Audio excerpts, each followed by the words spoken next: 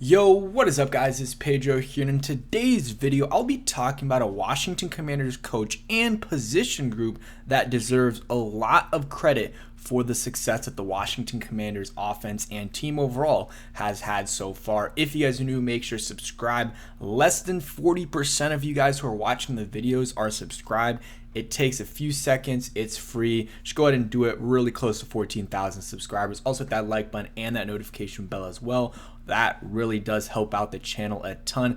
Comment down below what player you've been most impressed with so far. Maybe try to be a little bit more creative, because I know Jaden Daniels is going to be the obvious answer, but put in some other guys, maybe like Andrew Wiley or Brian Robinson, Austin Eckler, Terry, whatever. But let's get into this position group and this coach that I think deserves some praise.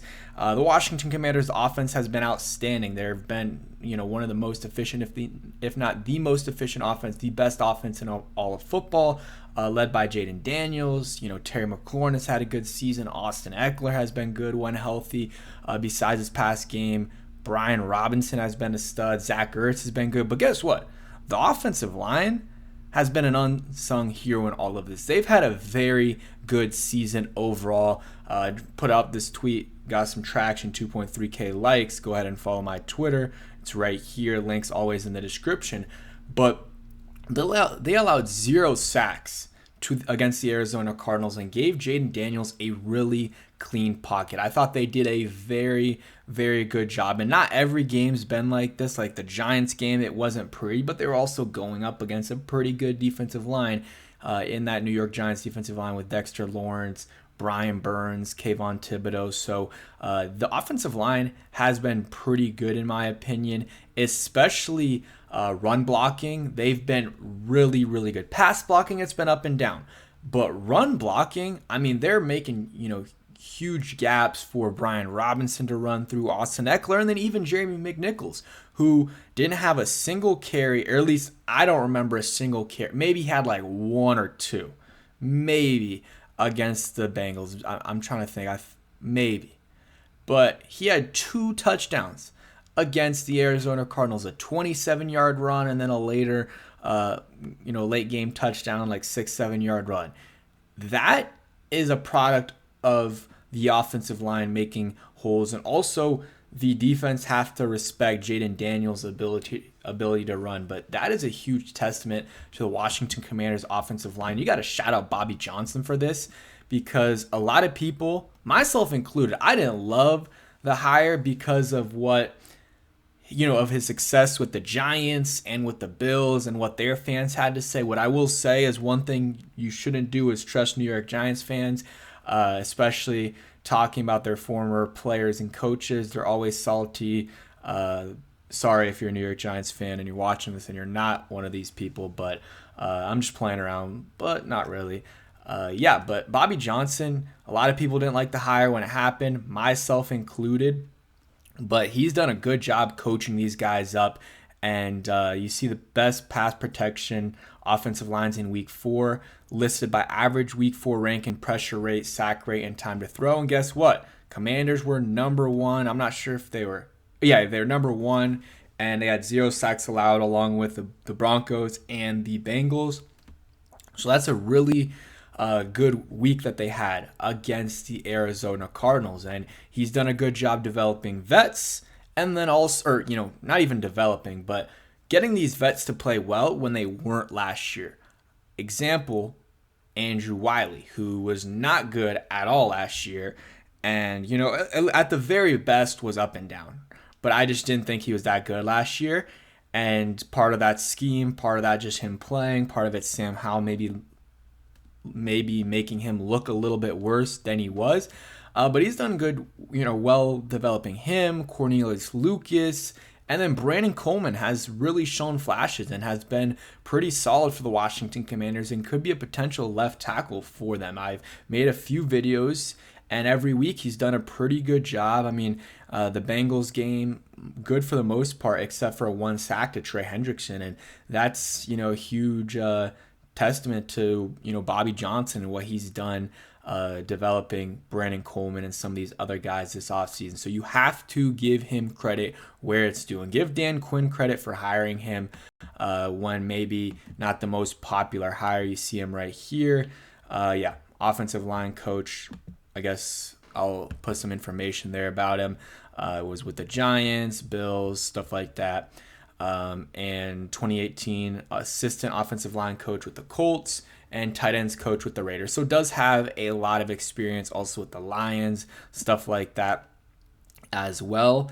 And let's go over some other things with this offensive line. Jaden Daniels said that everything starts with them. We wouldn't be in a position without them. Talking about the offensive line.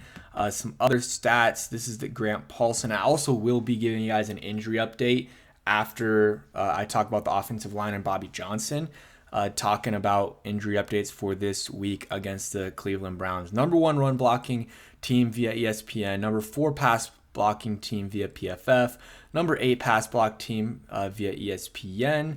And number 4 in pressures allowed again week 4. So overall, very good numbers, and you got to take these with a grain of salt. But I think it overall matches the eye test. I think they've done a pretty solid job. Cosme's been good. I wouldn't say outstanding, but he's been good. Andrew Wiley's been good, if not better than good. Like he's been very solid for the Washington Commanders.